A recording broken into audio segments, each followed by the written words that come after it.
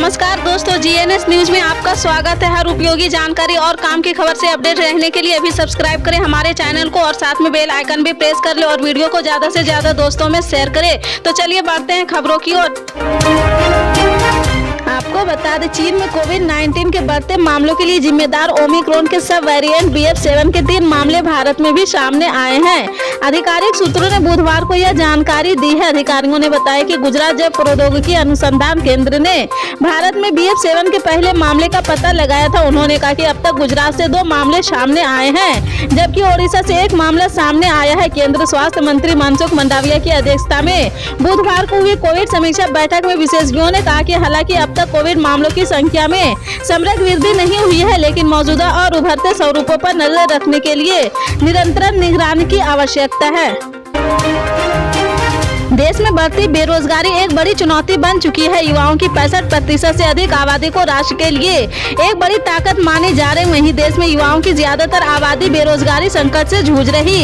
इसी दौर में कई राज्य सरकारों की तरफ से बेरोजगारी संकट को दूर करने के लिए अनेक प्रयास भी किए जा रहे हैं। दिल्ली के मुख्यमंत्री अरविंद केजरीवाल की तरफ से भी एक पोर्टल की शुरुआत की गई है, जिसमें बेरोजगारों को रोजगार देने का प्रयास किया जाएगा। इस पोर्टल पर वह लोग भी जुड़ सकते हैं जो रोजगार देकर अपने निजी व्यवसाय को गति देना चाहते हैं। इस पोर्टल की शुरुआत करने का प्रमुख उद्देश्य कोरोना संकट के दौरान जिन लोगों को दिल्ली में नौकरी चली गई है, उन्हें रोजगार मुहैया कराना है। केजरीवाल सरकार की ओर से दिल्ली रोजगार बाजार पोर्टल के नाम से इसकी शुरुआत की गई है, जिसमें राजधानी में बेरोजगारों को रोजगार देने का उद्देश्य निर्धारित है। इसमें सबसे पहले उम्मीदवार दिल्ली के ऑफिशियल वेबसाइट के होम पेज पर जाकर क्रमानुसार सभी जानकारी ले सकते हैं।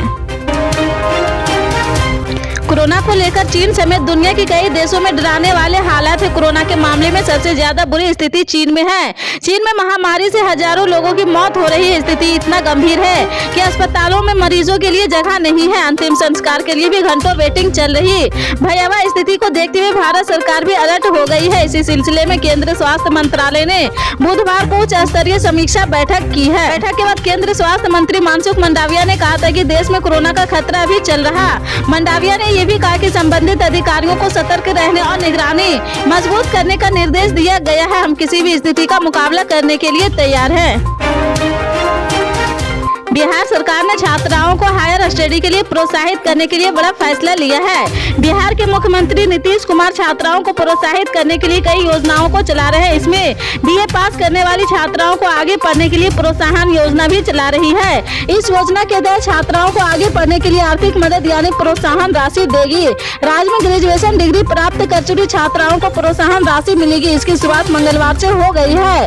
राज्य सरकार ने 20,000 छात्राओं के लिए प्रोत्साहन राशि जारी कर दी है। इसके लिए शिक्षा विभाग ने 50 करोड़ का आवंटन किया है। पिछले लंबे समय से यह राशि लंबित थी। यह राशि वित्त वर्ष 2022 से 2023 में स्नातक पास करने वाली छात्राओं को मुख्यमंत्री कन्हैया उत्थान योजना अंतर्गत मिलेगी। कन्या उत्थान योजना के तहत सभी स्नातक छात्राओं को 25,000 रुपये मिलते हैं। पूर्व सांसद और फिल्म अभिनेत्री जय प्रदा के खिलाफ MP MLA कोर्ट ने गैर जमानती वारंट जारी किया है। जय प्रदा आचार संहिता उल्लंघन के मामले में लगातार न्यायालय से गैर हाजिरी रही है। मंगलवार को हुई सुनवाई में कोर्ट ने रामपुर के SC को आदेश दिए जय प्रदा को अदालत में पेश किया जाए।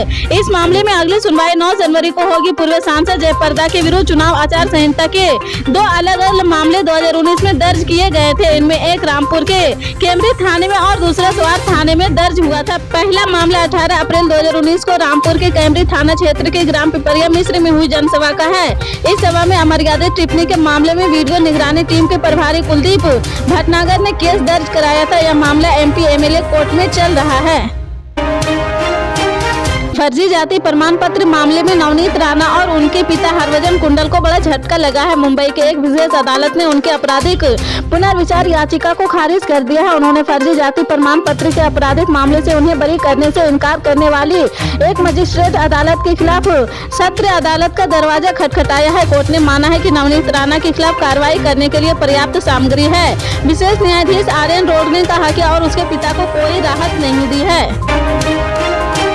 केंद्रीय स्वास्थ्य मंत्री डॉक्टर मनसुख मंडाविया ने कहा कि राजस्थान के 3 सांसदों ने उन्हें पत्र लिखकर बताया है कि कांग्रेस की भारत जोड़ो यात्रा के कई प्रतिभागियों में कोविड-19 पाया गया। यात्रा में शामिल होने के बाद हिमाचल प्रदेश के मुख्यमंत्री भी पॉजिटिव पाए गए हैं। मंडाविया ने कहा कि राजस्थान में कोविड-19 न फैले यह सुनिश्चित करने के लिए मैंने विशेषज्ञों से विचार किया है और राहुल गांधी को पत्र लिखा है कि भारत जोड़ो यात्रा में कोविड प्रोटोकॉल का पालन किया जाना चाहिए।